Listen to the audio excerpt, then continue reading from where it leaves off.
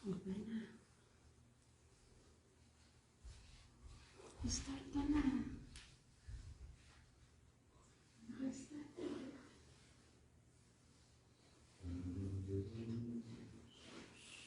Nagila at wala. Ayaw ko mag-umpisa. Kaya ko ikaw. Purihin ang Panginoon, isang mapagpalang umaga po sa bawat isa. At salamat sa Diyos dahil tayo po muli ay magkakasama sa pag-aaral ng salita ng Panginoon. Tunay po napakahalaga ng pagtitipon at pag-aaral ng salita ng Panginoon. Muli po, isang mapagpalang umaga po at ang morning devotion po ay manggagaling po sa DFC Shinfong sa pangunguna po ng Pastora Maripe. At bago po tayo sa pag-aaral ng salita ng Panginoon, tayo po'y umawit muna sa Diyos. Awitin natin, Diyos ng pag-asa. Aming Diyos, na dakila at walang katulad, Diyos na walang hanggan, sa mga panghihina at kapighatian, Diyos na kaaliwan, hindi nagkukulang, di bumibigo, Diyos na di nagbabago, isang kaibigan, kaagapay at matatakbuhan, Diyos na laging nakalaan. Kayo, O Diyos, ang aming pag-asa, sa bawat araw ang aming ninanasa, sa aming buhay bibigyang kaluguran, pararangalan ang iyong dakilang pangalan. Minsan pa po sa umpisang, aming Diyos na dakila at walang katulad, Diyos na walang hanggan. Yes, Lord, hallelujah. Sa mga panghihina at kapighatian, Diyos ng kaaliwan, hindi nagkukulang, di bumibigo, Diyos na di nagbabago, isang kaibigan, kaagapay at matatakbuhan, Diyos na laging nakalaan.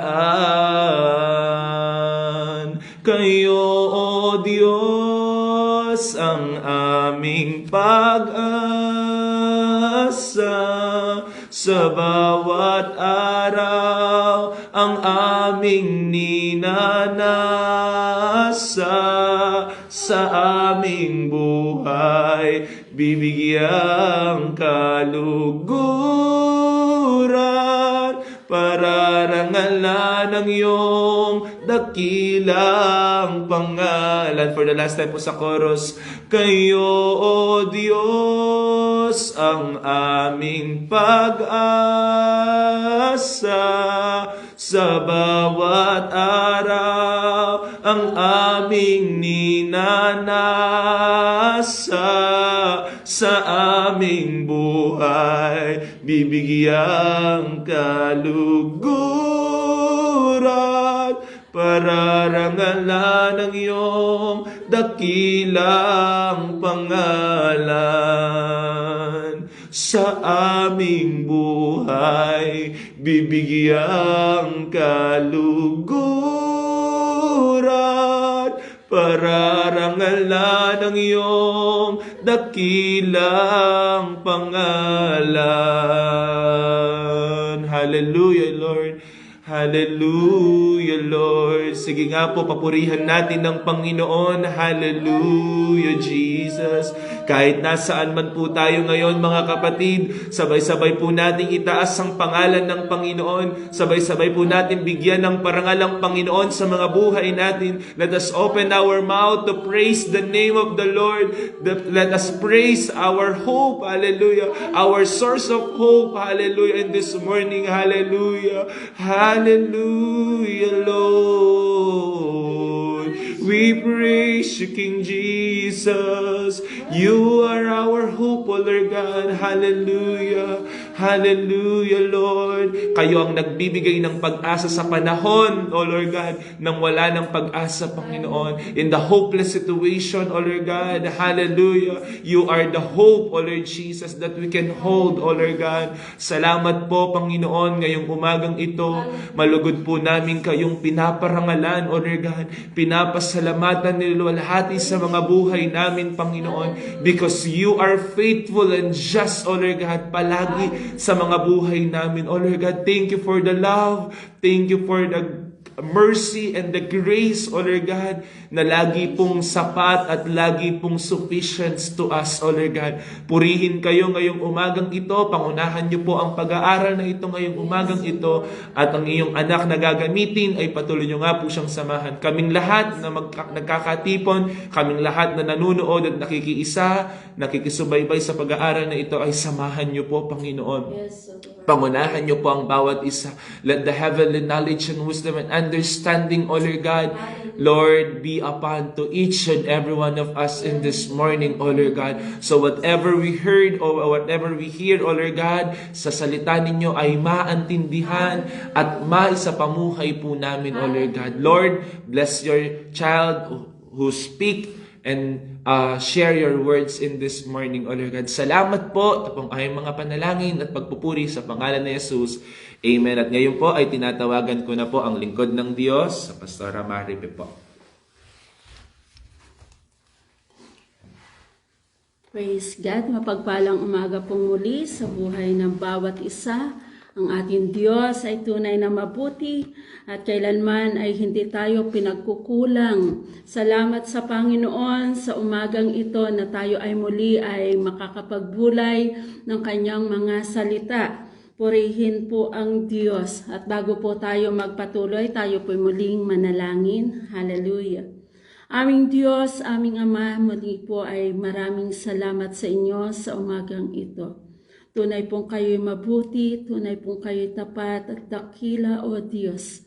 Salamat sa bagong buhay, Panginoon, na patuloy niyong ipinagkakatiwala sa amin. Ibig sabihin baga, Panginoon, ay kami ay may bagong pag-asang muli, Panginoon, sa umagang ito. At kami po'y lubos na nagpapasalamat sa inyo. Ama, patuloy kaming samahan sa aming pagbubulay ng inyong mga salita sa umagang ito, O Diyos. At sa inyo po ang lahat ng papuri, pasasalamat sa tanging pangalan ng aming Panginoong Jesus. Amen. Amen. Tayo po ay babasa ng isang talata. Makipagbukas po tayo sa aklat ng Mateo 1:23. Matthew chapter 1 verse 23. At ito po ang sinasabi, mabubuntis ang isang berhen at manganganak ng isang lalaki, tatawagin siyang Emmanuel, na ang ibig sabihin, kasama natin ang Diyos. Purihin ang Panginoon. Marami sa atin ang dumarating sa pagkakaroon ng kawalang pag-asa. May mga sitwasyon tayo na pakiramdam natin wala na talagang pag-asa. Lalo na kapag dumaranas tayo ng mga pagsubok, mga suliranin sa ating mga buhay. Talagang naroroon parang ang marami ay nais ng ayaw ng mabuhay dahil sila ay nawawala ng pag-asa. Subalit salamat sa ating Panginoon. Isinugo niya ang kanyang anak upang tayo'y bigyan ng pag-asa. Pag-asa na tayo ay makakaahon sa lahat ng sitwasyon ng ating mga buhay. Ano nga ba itong hope na ito? It is a feeling of expectation and desire for a particular thing to happen. Lahat tayo ay nag-e-expect, nagdi-desire na may mga bagay na mangyayari sa atin sa kabila ng ating mga pagsubok, sa kabila ng mga sitwasyon ng ating mga buhay. Tayo ay pumapag-asa, ano po? Pero subalit kapag ka ang ating pag-asa ay ating inilagay sa mundong ito, tayo lamang po ay mabibigo. Subalit salamat sa ating Panginoon, ibinigay niya ang kanyang kaisa-isang anak upang tayo ay magkaroon ng pag-asa, at ang nais ng ating Diyos ay tayo sa Kanya pumag-asa, hindi sa mga bagay na ating nakikita sa mundong ito. Minsan talaga kapag tayo ay maraming mga bagay, tulad ng may kaperahan tayo, may mga possession tayo, talagang harang inana natin sa ating buhay na hindi na kailangan ang Diyos. Subalit tayo po ay nagkakamali, mga kapatid. Dahil hindi na, kung yun talaga yung pag-asa ng tao, hindi na isusugo pa ng Panginoong Diyos ang kanyang anak upang ibigay yung kanyang buhay para sa atin. At sabi nga, yung pag-asa ay it ties with faith more than we really want to imagine, and most times faith and hope can be interchangeable. Ano po, yung kapag ka yung ating pag-asa ay nahiwalay sa ating pananampalataya, tayo po ay talagang mawawala. Subalit kapag ka yung ating pag-asa ay inilakip natin sa ating pananampalataya, ito po ang magiging result nito ay higit pa doon sa mga bagay na ating inaasahan. Dahil yung ating pag-asa ay nakadepende doon sa Diyos. Sa Diyos na hindi nauubusan. Sa Diyos na hindi humihinto sa paggawa ng mabuti sa ating mga buhay. Sa Diyos na ang iniisip lagi ay yung ikabubuti natin. Kaya nga nung mga panahon, sa panahon pa lang ni Isaiah, ay sinabi na niya na may isang lalaking isisilang, may isang sanggol na isisilang na siyang magbibigay liwanag. Subalit dumating yung time na nanahimik ang Panginoon after 400 years pa. Inabangan ito nila, noong mga panahon nila, inabangan nila ito at naghintay sila na napakaraming taon. Subalit sa ating mga panahong ito, maaring marami na ang hindi pumapag-asa sa Diyos. Lalong higit ang mga tao na may kayamanan, may mga possession, napopokus na yung kanilang mga pananaw, mga paningin doon sa mga bagay na meron sila sa mundong ito. Subalit hindi iyon ang nakita ni Propeta Isaiah noong mga panahong iyon. Ang sabi ni Propeta Isaiah sa Isaiah chapter 9 verse 2 ay may darating. Sa gitna ng kadiliman may isang lalaki na darating na siya ang magtatawid sa lahat para magliwanag. Na siyang magliliwanag para sa kadilimang ito. At iyon ay ang Panginoong Jesus. Natupad nga lang iyon, subalit bago iyon nangyari, na nahimik muna ito ng may 400 taon. Pinagkaabangan-abangan nila ito sapagkat ng mga panahong iyon ay dumaranas rin sila ng kahirapan, na sakit, karamdaman, marami ang inaalihan ng masamang espiritu. Kaya naman sila nung nasilang, ang sanggol nito, nung nasilang ang lalaki na ito na sinasabi ni Propeta Isaiah, sila ay nangatuwa. Subalit ngayon, naiiba na ang pananaw ng mga tao. Ang pagdiriwang ng Pasko na ngayon ay hindi na para sa Panginoong Hesus. Ang pagdiriwang na ng pag-asa, na siyang ating pag-asa ay hindi na sa Panginoong Hesus, kundi nalalagak na sa mundong ito. Pumapag-asa ang marami sa atin sa mundo. na hindi naman siyang nais ng Panginoon na mangyari sa ating mga buhay. Bakit nga ba tayo pumapag-asa sa Diyos? Sa ating paggising sa bawat umaga'y isang tanda na tayo ay binibigyan ng Diyos ng isang bagong pag-asa. Kapag ang ating pananampalataya ay may kalakip na buong pag-asa, sabi nga ay higit pa sa ating inaasahan, higit pa sa ating iniisip yung mga mapapangyari sa atin. Kaya sa kabila ng mga maraming sitwasyon, sa kabila ng mga mahihirap na kalalagayan ng ating buhay, sa kabila ng tayo ay may nararamdaman o nararanasan, pero subalit kapag ang ating pag-asa inilakip, idinipende natin sa Diyos, iniangkla natin sa Panginoong Jesus, tayong may Kristo, ang unang kakakitaan ng mga positibong bagay. Kahit pa tayo ay nasa paghihirap, kahit pa tayo ay nasa mahihirap na mga sitwasyon, subalit kapag katotoong tayo ay may Kristo, may Diyos sa ating buhay, hindi tayo matitigatig. Kaya nga sabi dito, behold, sabi sa wikang English, behold, may isisilang. May isisilang na siyang magtatawid sa atin. Sana siyang sasama sa atin sa lahat ng sitwasyon ng ating buhay. Kaya when God is our source, we will never lack supply. Naniniwala po ba tayo doon? Kasi yun ang sabi ng ating text na binasa natin na siya'y makakasama natin, na ibig sabihin kasama natin ang Diyos. Kapag sinabi na kasama natin ang Diyos, ano ba? Saan ba tayo magkukulang? Wala. Kasi yung Diyos na kasama natin ay siya ang may supply. Siya yung source ng lahat ng bagay. Kaya kung sa mga oras na ito, kung sa umagang ito ay sa paghising mo pa lang ay ikaw ay nagugulumihanan o puno ka ng pangamba o para bagang wala ka ng pag-asa sa iyong buhay, kapatid, merong isang Panginoong Jesus na ibinigay sa atin. May isang Panginoong Jesus na ipinaubaya ng Ama para sa atin upang tayo ay magkaroon ng pag-asa, hindi lang para magkaroon ng pag-asa, kundi magkaroon tayo ng kasama sa bawat araw sa lahat ng sitwasyon ng ating buhay. Tunay na napakabuti po ng ating Diyos.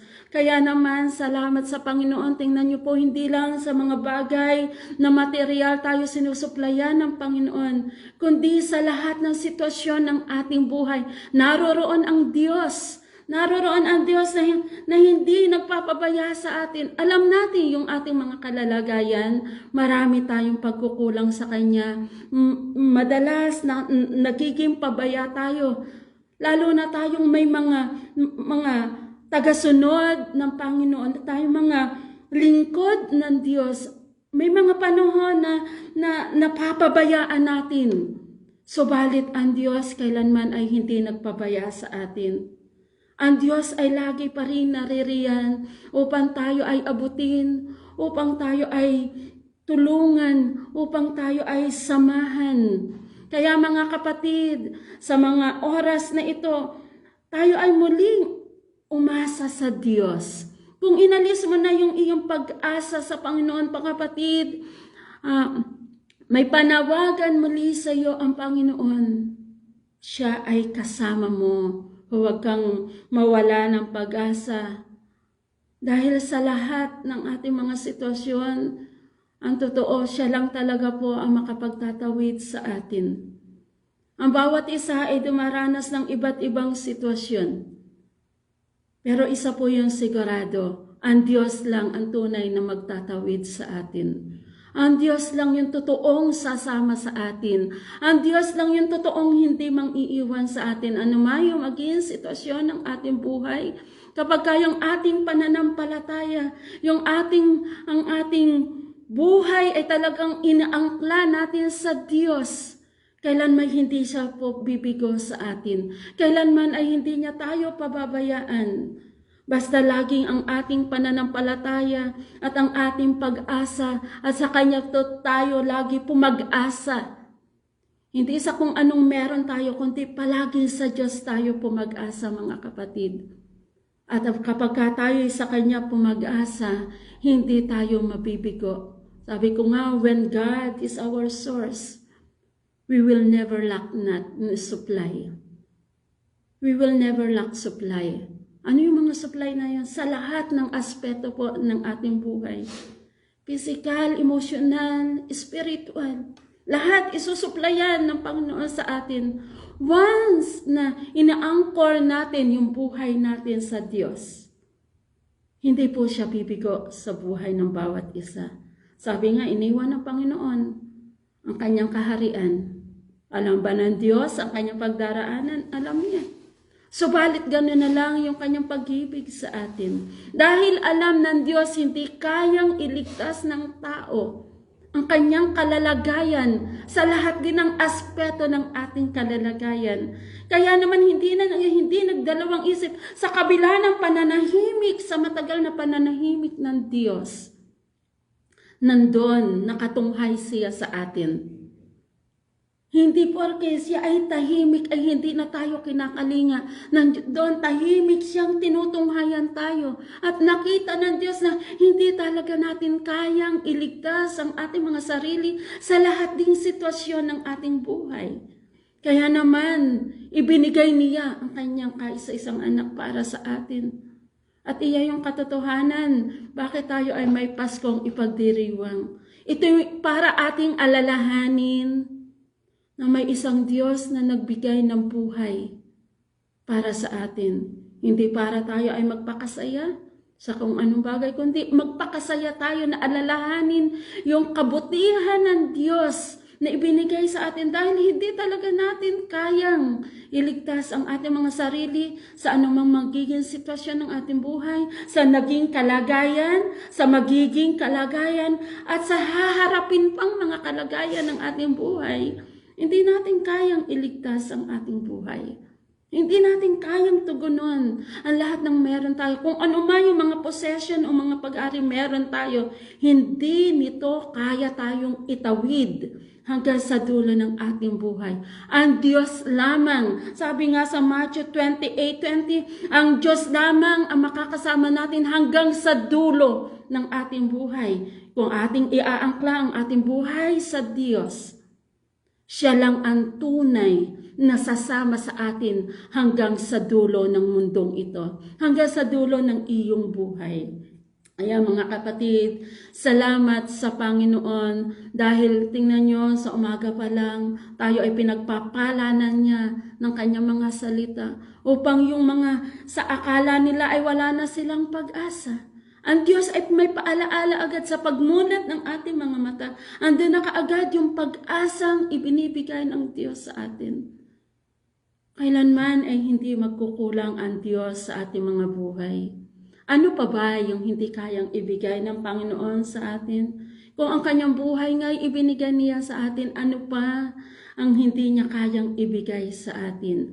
Maaring dumaraan tayo sa mga sitwasyon, subalit isa yung tiyak, kapag ka ikaw ay nanatilit, patuloy mong inaangkla ang iyong pag-asa, patuloy ka nagtiwala at nanampalataya sa Diyos, siya yung tiyak na pag-asa. Tiyak ang ating pag-asa sa Panginoong Diyos. Kaya nga sabi doon sa ating inawit kanina, kayo o Diyos ang aming pag-asa. Sa lahat ng sitwasyon ng aming buhay, at totoo po iyon, tanging ang Diyos ang ating pag-asa. Kaya't sa darating, sa araw ng bukas, masaya nating alalahanin ang pagkasilang ng ating Panginoong Jesus. Hindi dahil tayo ay may mga bagay na hinahangad natin, kundi lubos nating ipagpasalamat sa Panginoon dahil alam natin kung hindi siya na pumarito para sa atin at hanggang ngayon ay patuloy na kumakalinga sa atin, hindi natin alam kung ano yung buhay meron tayo. Subalit salamat sa pag-asang ibinigay ng Panginoong Diyos para sa atin. Salamat sa Panginoong Diyos na patuloy na sumasama sa bawat isa. Salamat sa Panginoong Diyos na tayo ay nagkikita-kita sa ganito mga pagtitipon. Salamat sa Panginoong Diyos na siya'y hindi nagkukulang sa kanyang paalaala sa ating mga buhay. Bawat araw, kapag tayo ay iniangkla natin yung ating buhay sa Panginoon, buhay na natin lagi yung pakinggan ang salita ng Diyos, may nararanasan man o wala. Nasa kaligayahan ka man o wala. Nasa kapighatian ka man o wala. Nandun lagi mong i-desire, lagi mong hahangarin na talagang makilala pa ang Diyos na lubusan. At sabi niya, kapag lagi nating hinanap at dinisire ang Panginoon, higit pa yung ating mararanasan. Lalo nangat ang sabi ay kasama natin ang Diyos. Ipararanas niya, ipakikilala niya bawat araw kung sino siya. At kapag patuloy natin dinisire na kilalanin ang Diyos, talagang hindi mo nagugustuhin na mawalay pa sa Diyos. At yan yung pangako sa atin ng Panginoon. Sabi niya, may isang sanggol na isisilang at tatawagin siyang Emmanuel, na ang ibig sabihin, God is with us. At mapagpalang umaga po muli sa bawat isa, tandaan po natin, ang Diyos ay lagi nating kasama. Dumaan man tayo sa anumang pagsubok, huwag kang mangamba, huwag kang maligalig o huwag kang mabalisa sapagkat kasama natin ang Diyos. Amen. Salamat po sa Panginoon sa umagang ito. Salamat sa kanyang paalaalang muli sa bawat isa. Maiksi man itong ating pagbubulay na ito. Subalit, salamat sa Panginoon dahil naroon talaga lagi yung kanyang pagpapaalala sa atin na hindi tayo nag-iisa sa mundong ito. Hindi tayo nag-iisa sa ating mga buhay. May Diyos tayo na laging kasama natin. Purihin po ang Panginoon. Tayo po ay manalangin. Aming Diyos, aming Ama, salamat po sa inyo. Totoong kayo po ay mabuti, aming Diyos. Kayo ang Diyos ng pag-asa. Totoo po yun, Panginoon, dahil kung kayo po ay wala sa amin, hindi kami makakapagpatuloy, hindi kami makakatayo, hindi kami makakasuong sa buhay na ito. At salamat sa inyo, Panginoong Jesus, sapagkat kayo ang palaging nagtatawid sa amin. Kayo ang laging sumasama sa amin, Panginoon. Kaya naman kami ay nananagumpay sa mundong ito, O Diyos. Ito po ay dahil sa inyo. Purihin po ang dakila niyong pangalan, O Diyos. Panginoon, kami dumadalangin sa mga oras na ito. Na sino man, Panginoon, ang nakakaranas ng kawalan ng pag-asa. Panginoon, tulungan niyo po sila katulad ng paano niyo kami tinutulungan at inaabot, Panginoon. Ipinauunawa na may isang Panginoong Hesus, may Diyos na may pag-asa kami. Hallelujah, hallelujah. Purihin kayo, Panginoon. Hallelujah. Marapat kayong purihin. Marapat po kayong dakilain, Panginoon. Hallelujah. Dahil kung titingnan namin ang aming buhay, O Diyos, sa bawat na araw na aming pagharap sa mundong ito, O Diyos, kung hindi namin kayo kasama, totoong wala kaming magagawa, Panginoon. Amen. Subalit salamat sa inyong dakilang pag-ibig na siyang patuloy na sumasama at nagtatawid sa amin, Panginoon. Tunay pong kayo'y mabuti. Amen. Tunay pong kayo'y mabuti. Hallelujah, hallelujah. Panginoon, salamat po sa inyo. Patuloy niyo pong pagpalain ang maghapong ito, O Diyos, na aming kakaharapin. Ang buhay po ng bawat isa ay patuloy niyo pong samahan. Patuloy niyo po kaming hawakan, Panginoon. Hallelujah. Salamat po sa inyo. Purihin po kayo sa pangalan ng aming Panginoong Jesus. Amen. Amen. Muli po ay mapagpalang umaga sa bawat isa and Merry Christmas po. God bless to all. Merry Christmas.